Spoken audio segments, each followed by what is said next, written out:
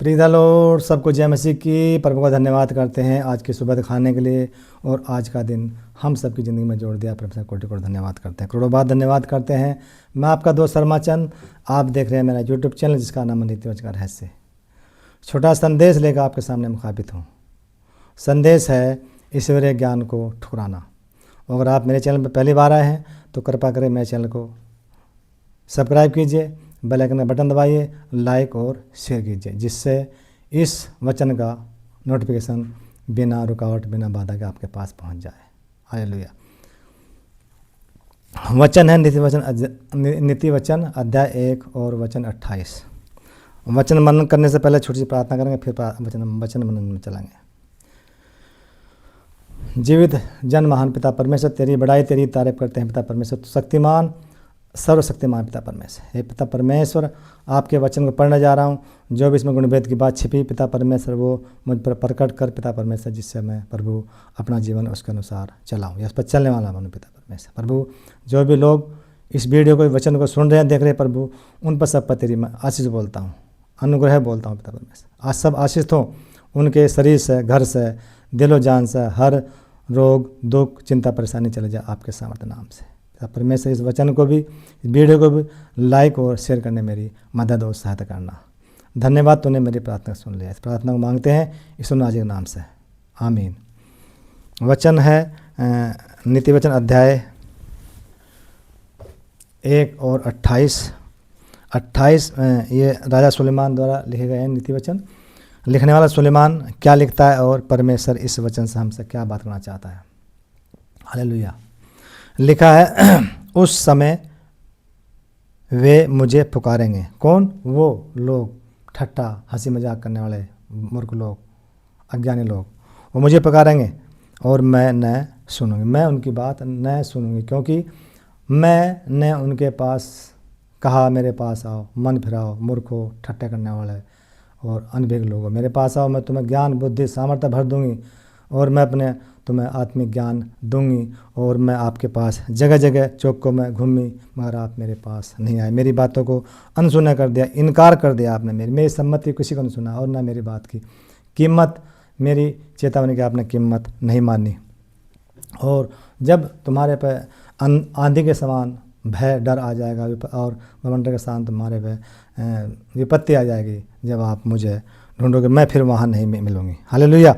गहरी समझ, मैं बुद्धि गहरी, उस समय मैं मुझे पुकारोगे, मैं वहाँ तुम्हें नहीं मिलूँगी। क्यों नहीं? क्योंकि आपने मेरी आज्ञाओं का उल्लंघन किया। मैंने कहा आ जाओ, मेरे पास आ जाओ, और मैं आपको हर बात जो ईश्वरीय बुद्धि ईश्वरीय ज्ञान की बात, समझ की बात, आत्मिक ज्ञान दूंगी, मगर आपने मेरी हर बात को नज़रअंदाज कर दिया, उसको अनसुनी कर दी। उन चेतावनी की, उन मेरी शिक्षा को, ताड़ना को आपने कोई मूल्य नहीं माना। तो वो कह रही, मैं उस समय मुझे पुकारेंगे, मैं उनकी बात नहीं सुनूंगी। जब वो दुखों में, चिंता में, परेशानियों में आ जाएंगे, बवंडर की तरह, आंधी की तरह उनके पास आएंगे। और फिर आगे लिखा वर्ष है, और वे मुझे वो यतन से ढूंढेंगे, अपने हृदय से ढूंढते फिरेंगे जगह जगह, और फिर परंतु न पाएंगे। वो मुझे नहीं पाएंगे, क्योंकि उन्होंने मेरी आज्ञाओं का उल्लंघन करा है। हालेलुया। यानी इसमें यही लिखा है, जो लोग बुद्धि को ठुकराते हैं या ईश्वरीय ज्ञान को ठुकराते हैं वो पाप के मार्ग में चले जाते हैं और विपत्ति उन पर आ पड़ती है। वो दुखों में, चिंताओं में, परेशानी में वो आ जाते हैं और कोई उनकी सहायता नहीं करती। यानी बुद्धि भी वहाँ उनकी सहायता नहीं करती। हमारी प्रार्थना भी सब बेकार हो जाए, क्योंकि हमने वो समय खो दिया, वो अवसर हमने खो दिया। जब वो हमें अवसर मिल रहा था बुद्धि का, ज्ञान का, ईश्वरीय ज्ञान का, हमने वो समय उसको नहीं जाना, हमने उसको ठुकरा दिया। हालेलुया। यानी ईश्वरीय ज्ञान को या बुद्धि को समय रहते हमें स्वीकार कर लेना चाहिए, प्राप्त कर लेना चाहिए। इसका जो शीर्षक हमने ये लिखा है कि ईश्वरीय मार्ग को ठुकराना। और इसका आध्यात्मिक व्याख्या यह है कि मनुष्य जो है अक्सर सरलता से वो भटक जाते हैं, अपने रास्ते से भटक जाते हैं और बुरी संगति में, लालच में, लोभ में, व्यभिचार में पड़ जाते हैं और वो आज्ञा का उल्लंघन कर देते हैं, आज्ञा की अवहेलना कर देते हैं, अनदेखी करते हैं, वो अनसुनी करते हैं। वहीं पछतावा होता है, वहीं पर हमें संकट दुख घेर लेती है। क्या परिणाम होता है कि हम संकटों से परेशानियों से, दुखों से हम घिर जाते हैं और वहाँ प्रार्थना भी काम नहीं करेगी। चाहे हम कितनी प्रार्थना करें वो सब व्यर्थ हो जाएगी, क्योंकि हमने समय को नहीं पहचाना। समय रहते हुए हमने ईश्वरीय ज्ञान को, ईश्वरीय बुद्धि को हमने ग्रहण नहीं किया। वो प्रार्थना भी हमारी सब बेकार चली जाएंगी। हालेलुया।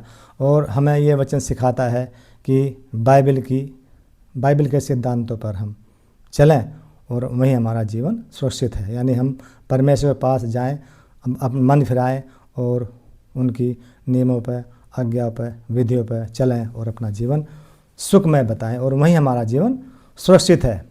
क्योंकि वचन यही बताता है कि बाइबल के सिद्धांतों को अपने जीवन में अपनाओ, उन पर चलो, और ताकि या वहाँ हमारा जीवन सुरक्षित है, वहीं हमारा जीवन सुरक्षित है। कहाँ जीवन?